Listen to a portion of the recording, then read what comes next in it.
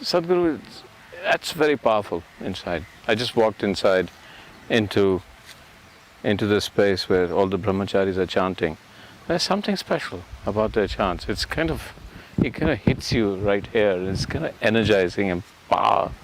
So, what is it? What's a brahmachari? I mean, we understand in Hinduism, brahmachari means denial, and you've often said it's not about denial, it's about gaining something without denying it. So tell me about it. And I have to say, they're both men and women in there. It's not like, they're not like monks, that all the women have been put up in a nunnery and the monks are in some monastery. They're all there. For example, somebody is out to climb Mount Everest, okay? He prepares for years, probably for a lifetime he prepares. And then he is in the harshest of climate, denying himself every pleasure of life, of comfort, of family, of society, everything that normally people want to have, he denies himself all that to climb the mountain. But do you really believe he is denying himself?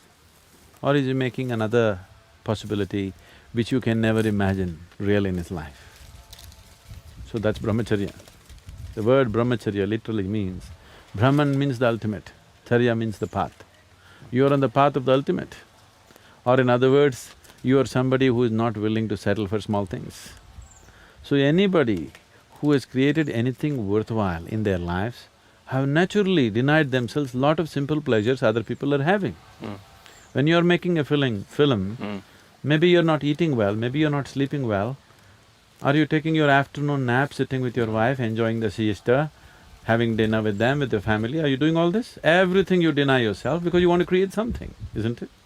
Isn't that true with every man or woman who has created something worthwhile in their life? The same with brahmacharya, they're on the path of the ultimate.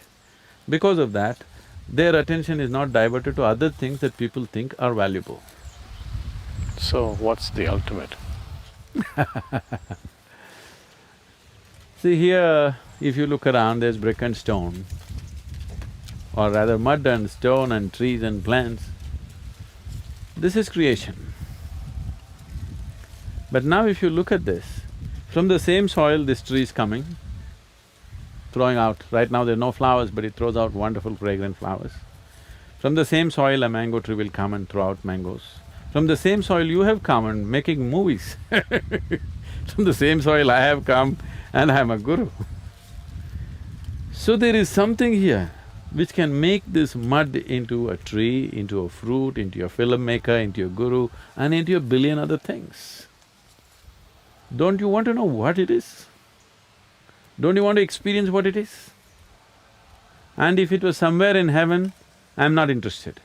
But if you eat a banana, that banana becomes a human being within you.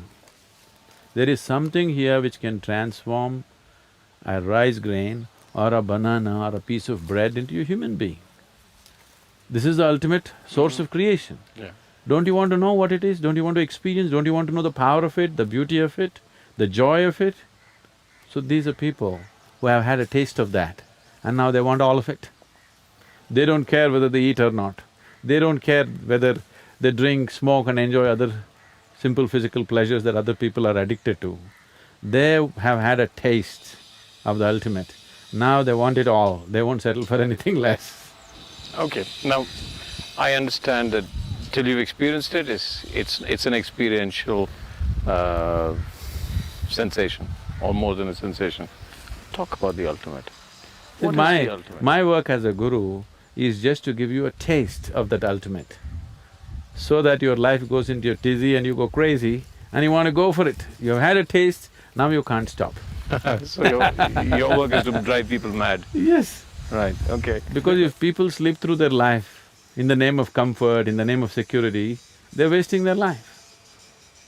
They must go all the way.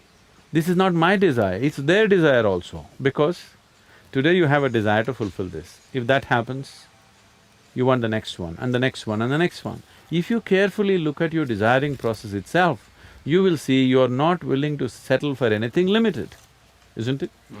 There is something within you which doesn't like boundaries. There is something within you which is longing for the ultimate always. So this is not my idea, this is not my philosophy that you should seek ultimate. You're anyway seeking ultimate in unconscious ways. I am saying, if you seek in unconscious ways, you'll always remain frustrated and the chances of finding it are remote. It's better to seek what you want in a conscious way, in a focused way. So brahmacharis are those people, they're also seeking just what you're seeking, but they're seeking it 100% consciously. So, what is the ultimate? Is there other words? I mean, I'm looking for words. What is ultimate? See, whatever we look at, we can only look at the way you understand it right now, okay? If I say something which is not in your understanding, now I'll be compelling you to believe me or disbelieve me. I don't want to go into such obscenities. I think it's obscene to demand that you must believe me.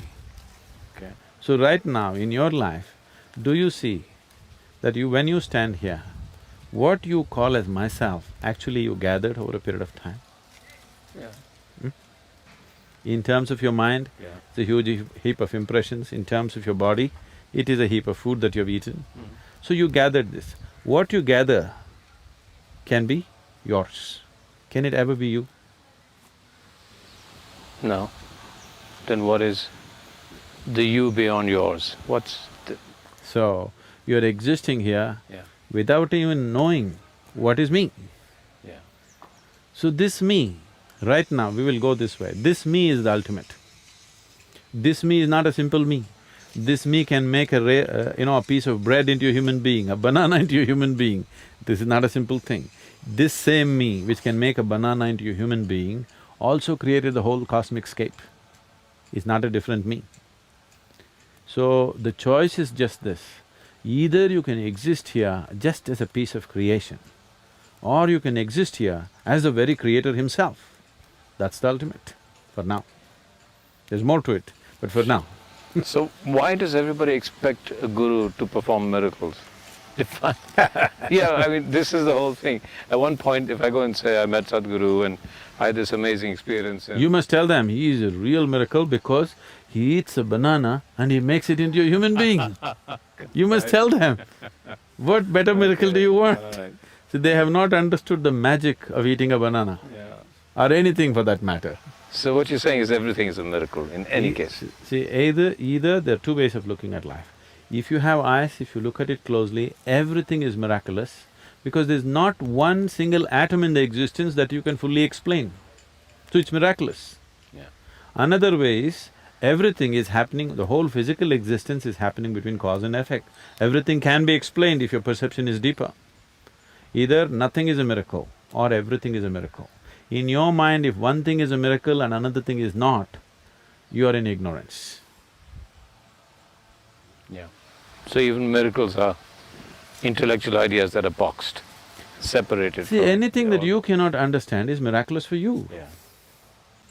If you did not understand how electricity works, and if I just touched that wall and light came on, you would think either I am the messenger or the sun or himself, isn't it? Yeah. See, right now, I can take you there and show a great miracle for you. You will see mercury solidified. Mercury is to be liquid. Yeah. According to modern science, you can solidify mercury only at -32°C. I'll show you mercury, which is solid. You can measure it weight to volume. You will see it's pure mercury, because there's no other substance on the planet which can weigh as much as mercury, so you can't fake it. You cannot fake it. You will see just a 23-inch tall ellipsoid which weighs 682 kgs. Nothing else on the planet can weigh that much, unless I imported something from somewhere else, which I have not. This is just pure, plain mercury. But it's solid, in room temperature. Is that miracle enough? But it's not a miracle, I can explain the science of it. Now I know this is not what it's about, but for us mere mortals, it's very fascinating sometimes when I hear that in the brahmachari way of life, just the physical abilities, the energy levels that these people have, all the brahmacharis have, and what I've heard about, there's that mountain right there, and which would probably take me, what, 6–7 hours? No. 8 hours? You could do it in 3–3.5 hours. They'll do it in 35–40 minutes.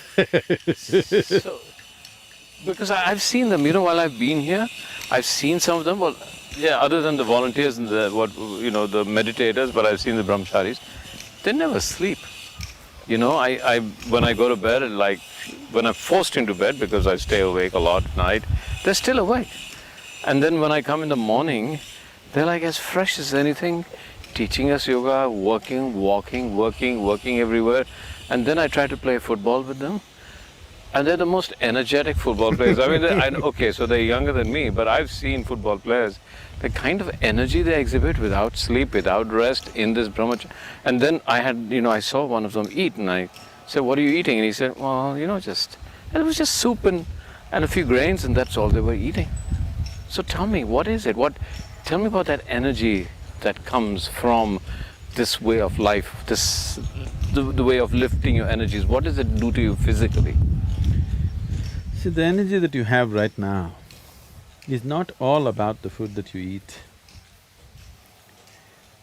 Sunlight, air and water you drink is actually contributing for more than 60% of the energy that you have. Yeah.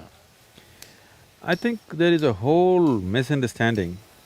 I know if I say this, it would be very, very controversial because humanity has invested so much in the other direction. We are always thinking of energy as nourishment, food nourishment. People are constantly calculating how much iron, how much magnesium, how much this, how much that. And every day there's something new. Yes, I'm not saying that's not needed. Definitely that's the chemical ingredient of the body, it needs to be taken care of. I'm not trying to belittle the nourishment. Nourishment is definitely needed. But that is not going to determine the energy levels that you have. And your ability to transform what is food into what is a human being and what is energy and consciousness is what makes you who you are, your ability, the efficiency. Now, every machine that you create, you are no more just trying to create big machines, you're always thinking about being energy conscious, isn't it? Now, you are driving an Ambassador which was giving you 4 kilometers per liter, it was okay. Now it is a crime. Because you understand this is not the way to live. Now today you want 40 kilometers out of a liter. So it's a question of energy efficiency. So, brahmachari is into various types of sadhana, certain internal maintenance of the system. The way it is managed is, nothing is wasted. It is very eco-friendly, very, energy-conserving methods through which you generate a huge amount of reserve energies within you. You don't sleep, you don't eat, it doesn't matter. If I don't sleep for 3 nights, you will still not see any difference in me, I'll be carrying on. This is not some superhuman. See, first of all, we need to understand this. This is not about being superhuman. This is about realizing that being human is super. Being human is not a simple thing, it's a tremendous thing. So right now all the symbolism you see, Shiva always has snake on top of his head, this is to indicate, see, snake is seen as the fundamental energy. Kundalini is symbolized as a snake in India, in the yogic systems. So tell us why, because in the West, snake is something threatening and almost evil. Because it has this kind of sometimes sexual connotation, sometimes evil connotation.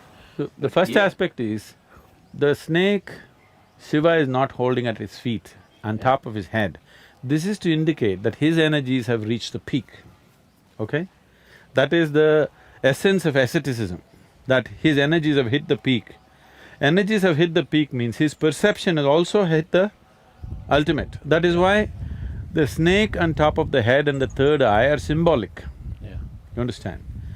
Third eye means your perception has hit the highest level of perception. Everything that can be seen, you have seen in the existence. That is mainly because you are energized in the highest possible way. If your perception has to evolve and enhance itself, the most important thing is your energy has to evolve and enhance itself. So the whole sadhana that the brahmacharis are doing and all the yoga practitioners are doing is to evolve, refine their energies in such a way that their perception is enhanced and the third eye opens. Third eye opening does not mean you'll have a crack in your forehead. Okay. It just means that your perception has gone beyond the dualities of life. You're able to see life just the way it is, not the way it is necessary for your survival. You're able to see it just the way it is. So about the snake, see, Even according to the Christian, whatever, what do you call that theology, Adam and Eve, first man and first woman were there, that is the story. Even if you go by that story, they were a dumb couple. They didn't know what to do with each other. Yeah. All right? Okay. So the snake came and made them eat the fruit of knowledge. Yeah. Anybody who makes you eat the fruit of knowledge, is he evil or divine, tell me? Yeah, I would say that's divine. And by eating this fruit of knowledge, life got initiated on this planet. The whole life process became possible only because of the snake tempting Eve to eat the fruit of knowledge and share it with Adam. Only one who is out and out against the fundamental processes of life can and will say snake is agent of the devil. Yeah. One who initiates life has to be agent of the divine, isn't it? Yeah. So here we always saw the snake as the agent of the divine. There is no temple in India without a snake. Somewhere there will be a snake to indicate this is the agent of the divine. And above all, Shiva keeps it on top of his head, not at his feet, not somewhere. A crawly creature on top of his head because to indicate that this is what initiated the life process. Religion and spirituality, you keep saying it's two separate things. Religion is See, we do not know what's religion in this part of the world. We have no religion here. Because here, in India, for example, there are 36 million gods and goddesses, okay? Yeah. As if that's not enough, see, now I'm creating a new one. Yeah. Everybody's excited, Sadhguru is going to create a new goddess. He's going to give birth to a new goddess, everybody's excited. Any other part of the world, they would have killed me. Isn't it? New goddess That's the whole thing, because here we clearly understood God is our making. Yeah. Everywhere else they propagated, you are God's making. No, the way you think about God, the way you project God is essentially our making, isn't it? Yeah. Yes, there is a fundamental force, but all other aspects are our making, isn't it? Yeah. So, we made it in every possible way we like it. 36 million, I feel is not enough. I feel every human being should make his own God, the way he can relate to. The problem is, people want to organize this and run a huge setup of power. So, talking about one and rallying the whole world behind that one God has become an important thing. If all of us had our own gods made by us as we can relate to, you could never organize it. Yeah. So God becomes your fingerprint, each one different. Yes. Yeah. And above all, see, in this culture, we never held God as the highest. God is only a stepping stone, He's only a tool for you to reach your mukti or your ultimate liberation. Freedom is the highest goal, not God. Sadhguru, can we sit here for a while? Because you have more energy than I do. Okay. Okay. So Sadhguru, you said this many times, that the highest goal is freedom. Now, people understand freedom in different ways. The two words, the three words that you used, liberation. So liberation from what? Freedom. So everybody, as you yourself said, it's contextualization. Freedom from what? And when you say ultimate freedom, so does that mean that you get into freedom that has no context, so Yes. therefore it becomes ultimate? And from that, the question, you use the word duality. I know I'm struggling, I kind of sense them, but I cannot see them clearly, so I want you to talk about that, these words. See, generally the word freedom, before 1947 in this country, if you said freedom, people only thought if the British go away, we are free. That was our idea of freedom at that time. I'm sure those last couple of decades, the word freedom, azadi, just meant English should go away. Yeah. So English went away. Now are we free? Not really. Politically free, yes, but in no other way we are really free. So, freedom may mean different things to different people depending upon the context of their individual life at a certain moment. But essentially, do we understand that we are living within certain limitations of life? Leave the political, economic and other aspects of freedom. Just as a human being, just as a piece of existence, do you see you're a limited entity? You're a limited boundary, isn't it? Yeah. But do you also see there is something constantly longing within you to be little more than what you are? So you're seeking freedom, but you're seeking it in installments.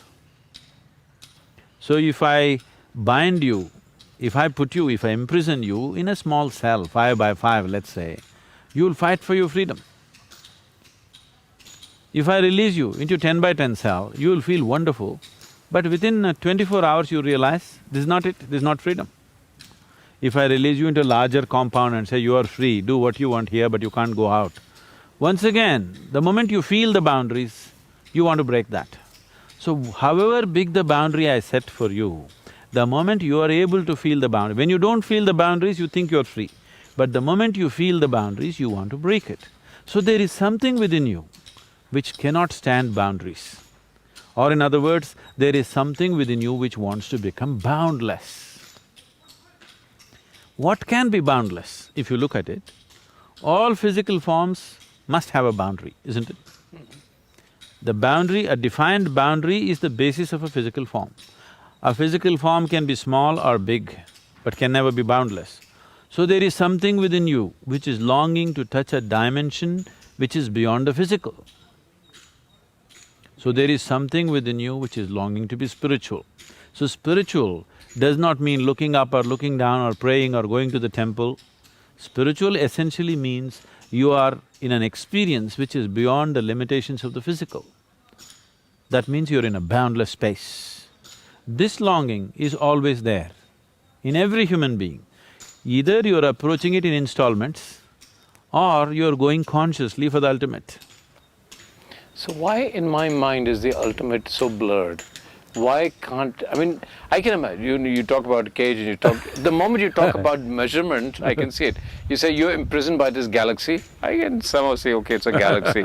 Now you talk about being imprisoned by nothing.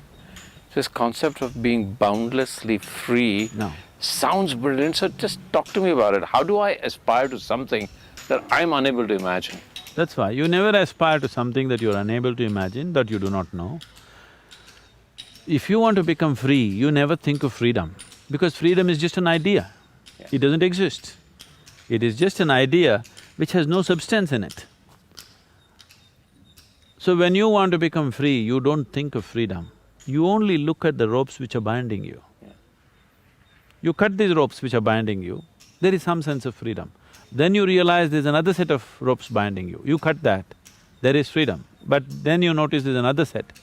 It doesn't matter how many sets of ropes are binding you, there must be a place where if you cut enough of them, nothing binds you, right? There may be… the number may be big, but still it cannot be innumerable, isn't it? It cannot be infinite. Yeah. Only freedom can be infinite. Bondage has to be limited. The very nature of bondage is limited, isn't it? Limiting is bondage. So bondage cannot be limitless, only freedom can be limitless. This is not all semantics and ideas. In terms of life's experience, you don't waste your time talking about or thinking about freedom or the ultimate. You look at what's binding you now and see how to transcend this. This is growth. And what actually is… so I'm looking at myself, what's my most limiting factor? I mean, that you could probably say most people, that's what they're bound by. They're… let's say, I mean, I'm a filmmaker, I can go anywhere in the world, I can travel, I can do anything. I have, Yes, but if I make you walk around for 1 hour, you'll have to rest. 2 hours, you have to go to sleep. That's a limitation. How would you… what kind of a filmmaker would you be if you could be like me, stay awake for 5 days at a stretch, don't bother about eating, sleeping, nothing, you can just focus on what you have to do? What kind of a filmmaker would you be? Maybe you would have all the actors dead. Yeah, well, I've been accused of that, but then my film becomes my limitation. So, boundless, because I get very passionate about filmmaking and then I forget to sleep and eat, but then at one point it becomes a film and the film is over. This idea of complete… No, I want you to just imagine yourself. Yeah. So, we're just talking about tangible things so that it's easier to, see it. Suppose you had no physical limitations. Yeah. If you have to go to the bathroom, you have to eat, you have to sleep. suppose you could just be on, 100% focused for 3 days at a stretch, what would be the quality of your film? I want you to imagine. Yeah, it would be absolutely It brilliant. would be yeah. something else than Yeah. what you're doing right now, isn't it? Yeah. So, why is that possibility not being explored for now? So if you explore that, then you will see that's fabulous, but there's still other limitations. But those limitations are not relevant now because we are still in these limitations. Yeah. Okay, so my body is my own limitation, that's what Body you're is a saying? limitation, mind is a limitation, emotions are limitations. They're also possibilities. See, your body is your possibility. Sadhguru, what I'm asking you, and I know you're not saying it because you think it sounds like madness, but let's go into madness. The promised land, let's talk about it, because we've talked about this. We've talked about in the context of Shiva, we've talked about in the context of absolute freedom, we've talked just in terms of absolute, we've talked about you have to overcome duality. What's there? I know it's difficult, but it's if not I was going to difficult. convince my friends to follow It's not this path, difficult, it could be… what's in your there? present context, it could be scary. Okay, See, even right if it's now, scary. for example, when we say Shiva, Yeah. most people, everybody can look at Shiva the way they want it. That's why all these many forms. Shiva is a Bholenath, an innocent child, you can play with him whichever way you want. He's a fiery god, he's a Nilakanta, he's Sadashiva, he's a million other things. Why all these things is, so that everybody can relate to it as they want. But essentially what the word Shiva means is, that which is not. That which is creation, that which is not is Shiva.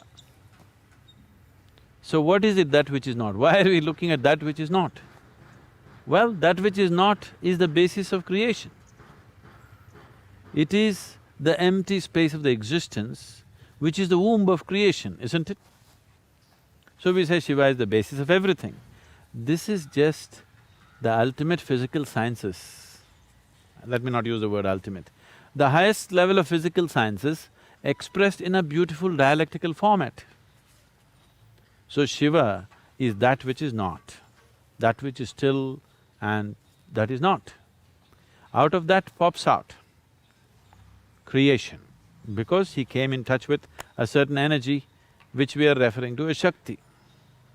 Whenever Shakti just passes by, boom, he roars. You call it a big bang, we call it he rises as Rudra, he roars and he creates his first form, which is an ellipsoid, from that springs all creation. Well, the physical sciences are 100% in agreement with this today. You're saying it's a dark energy. Shiva has always been referred to as the dark one.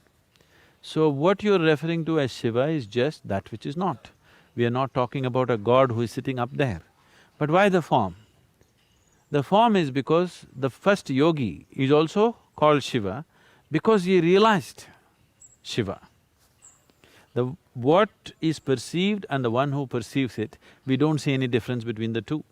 So when we say Shiva, one moment we'll be talking about the first yogi, the Adi yogi whom we worship for all the knowledge he's given us. And that aspect of Shiva which is limitless, boundless, nothingness, we are seamlessly moving from this to that because that is what a dialectical culture is. That's how life is. Life is constantly flowing from logic to illogic, illogic to logic, masculine to feminine, feminine to masculine. People who think their lives out, they're always in conflict, they're not able to figure what's the nature of life, they're not able to experience life because they're trying to stick on to one thing. This is like you stand on the right bank of the river and you think the left bank is wrong. If you try to eliminate it, you'll eliminate the river and the right bank. Life is happening not separately, it is all happening in, it's all entangled in each other. Entangled is not the word, it's intermingled with everything and everything. So, the whole culture evolved like that. We will be uttering Shiva, in this sentence if I say Shiva, I'm talking about the boundless nothingness. Next sentence I say Shiva, I'm saying Yogi. It's for you to figure what I'm talking, because if I go on explaining this and that, then I'll be separating the two, because in my consciousness, in my perception, the one who perceives and what is perceived are not different. He becomes a yogi The word yoga means union. He becomes a yogi because he has experienced the union of the existence. He has become one with the existence. So we don't refer to the existence, the basis of the existence, and the one who has known the union of being with existence as two separate identities, though they are two. So, one possibility, and as you say, it's just one possibility, is that the ultimate is nothingness. It is. What Buddha describes as shunyata, or is that the same thing? See, Gautama goes about using negative terminology because the moment you use positive terminology, people will fly off into imagination. Wild imagination will happen. If you say God, people will imagine a man sitting there and you can go and sit in his lap and all wonderful things happening to you, all the nonsense. So Gautama very consciously is constantly using negative terminology. He says shunya, he says nirvana, he says anatma. These are all his words, anitya, anatma. These are all complete negative terminology. The Western cultures use positive terminology because they're so terrified of the negative. But the positive means nothing without the negative, isn't it? So the yogic culture uses both of them together. Seamlessly we move from this to that to this. Shiva is the most wonderful man. At the same time, he's the most horrible man. He's an ascetic, but he's a great householder. He's a drunkard, he's the peak of alertness. He's always intoxicated, but he is the peak of alertness. Because this is the way existence is. It is neither this nor that. Both of them are in play all the time.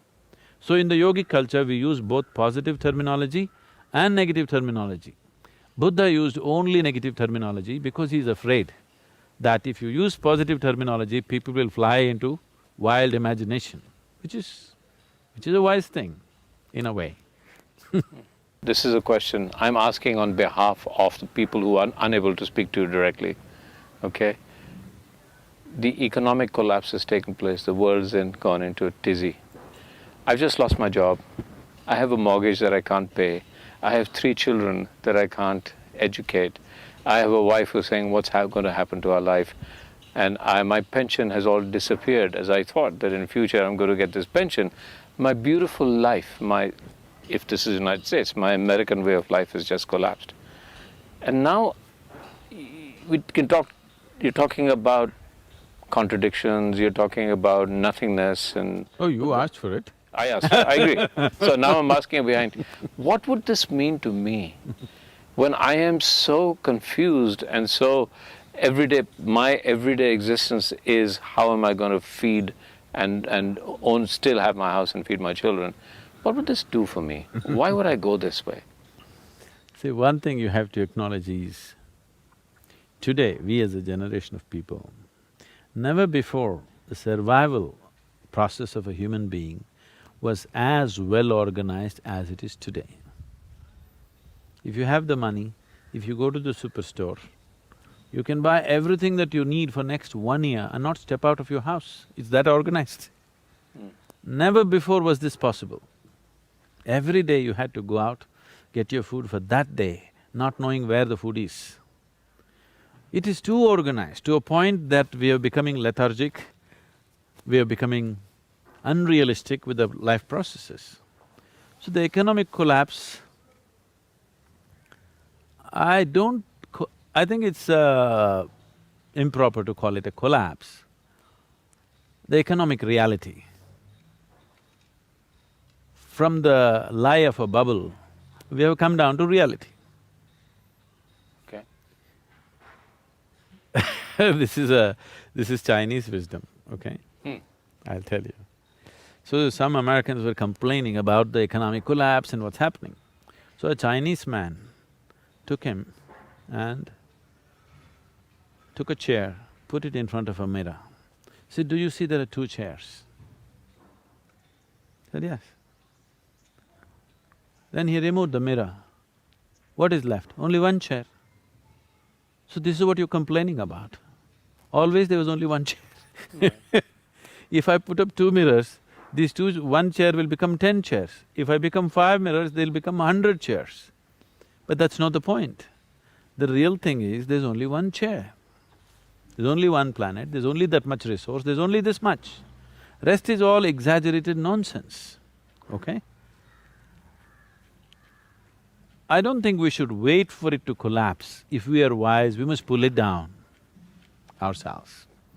I was being interviewed by one of the national channels just before the economic collapse. When India's share market was touching 21,000 something, on that day I was in Mumbai, they wanted to interview me. They said, "What do you think about this?" I said, "It's unwise to have share market running at 21,000.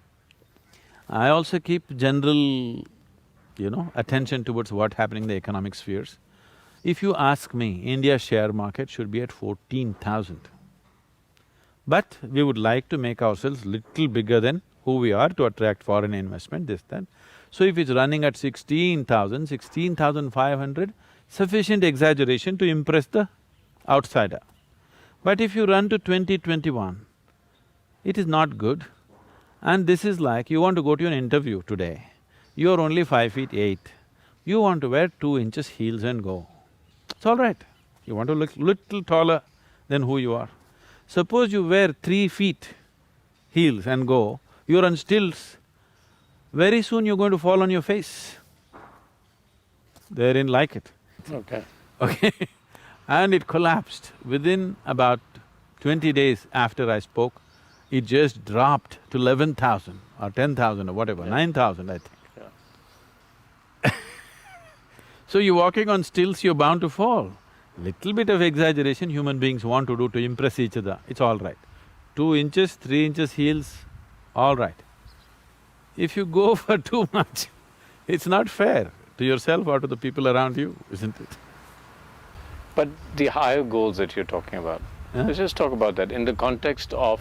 The individual experience, Yeah. that human being Yeah, who has lost something, yeah. the human being who is caught in all the mechanics of I mean, you economy, could say, well, international solve economy. that. We can say to him or her that you can solve that before you even think of higher goals of spirituality. Or we are saying, spirituality, higher goals will actually help you. And he'll say, how? Yeah, let's look at that. See, right now what you're talking about is certain upheavals in your physical situation. One thing you need to understand is, do what you want. Even if you're a superhuman being, outside situations will never happen 100% the way you want them. Never ever. Even if there's just 2 people in the family, still it doesn't happen 100% the way you want it, isn't it? Correct. And not a single person in this whole planet has ever happened 100% the way you want them. Not your spouse, not your children, not your boss, nobody. So outside is always going to be like this.